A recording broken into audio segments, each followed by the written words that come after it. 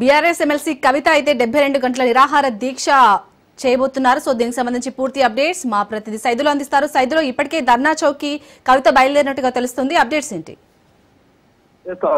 కొద్దిసేపటి క్రితమే ఎమ్మెల్సీ కవిత తెలంగాణ జాగృతి అధ్యక్షురాలు ఇందిరా పార్క్ వద్దకు చేరుకుంది. మరి కాసేపట్లోనే బీసీల 42% రిజర్వేషన్ సాధన కోసం ఎమ్మెల్సీ కవిత 72 గంటల పాటు నిరాహార దీక్ష చేసేందుకు సిద్ధమైంది. దానిలో భాగంగా ఈ రోజు, రేపు, ఎల్లుండి 3 రోజుల పాటు కూడా ఇందిరా పార్క్ ధర్నా చౌక్ లో ఎమ్మెల్సీ కవిత నిరాహార దీక్ష చేయనున్నారు. అయితే ఇప్పుడు కొద్దిసేపటి క్రితమే ఎమ్మెల్సీ కవిత ఇందిరా పార్క్ ధర్నా చౌక్ కి చేరుకున్నారు. మరియు 5-10 నిమిషాల వ్యవధిలోనే ఇక దీక్ష ప్రారంభం కాబోతుంది.